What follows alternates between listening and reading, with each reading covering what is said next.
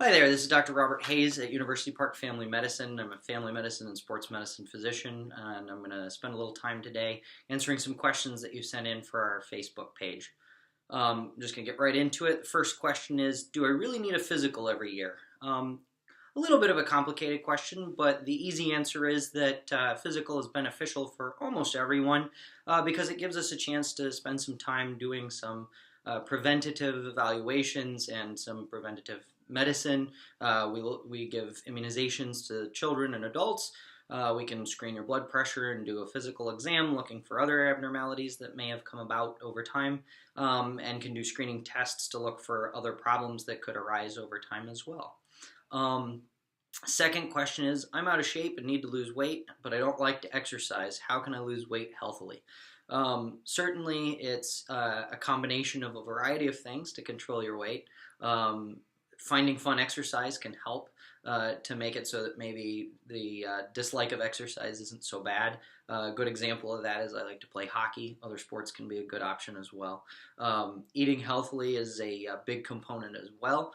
Obviously, trying to find ways to decrease how much you're taking in, avoiding fast foods, things like that.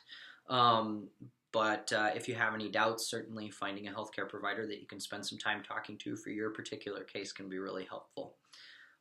Next question, when does my child athlete need to see a physician, and when does my child athlete need an x-ray?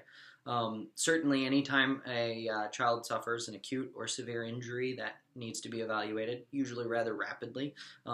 In some instances that can even happen on the field if it happens during the course of a sporting event by a sports physician like myself. Any prolonged injuries or things that take a good long while to heal would definitely benefit from seeing a healthcare provider. The x-ray question is a little tougher to answer. There are some things you can look for.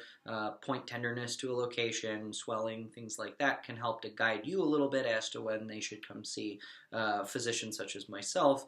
And then once you come to see us, we can help to guide with regards to decisions on making on whether or not to get an x-ray. Next question is, I had a sports injury last year and still have pain. Is this normal? Anytime pain is prolonged for that kind of time, it is certainly not normal. I would say that as a general rule, if pain persists for more than a week or two, that warrants at a bare minimum a call, but probably an evaluation by a physician or other healthcare provider. Last but not least, what causes shin splints and what can I do to prevent this painful condition? This question is actually sort of particularly interesting because of the fact that many things have been sort of referred to as shin splints over a good long while. The most appropriate diagnosis or term to describe it these days is what's called medial tibial stress syndrome, and is caused by a pulling of the muscles on the shin bone. And there are a lot of things that you can do to try and help to prevent it. The most useful thing, more than anything, is to avoid rapid increases in exercise intensity and or duration, in particular talking about things like running, as that increases the pulling on the bone.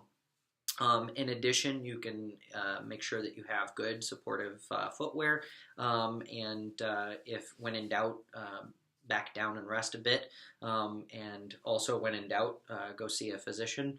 Perfect example of that is a sports medicine physician such as myself, and I am accepting new patients. So if you have any questions beyond this, feel free to stop by and I'd be happy to take a look at you and hopefully make you better.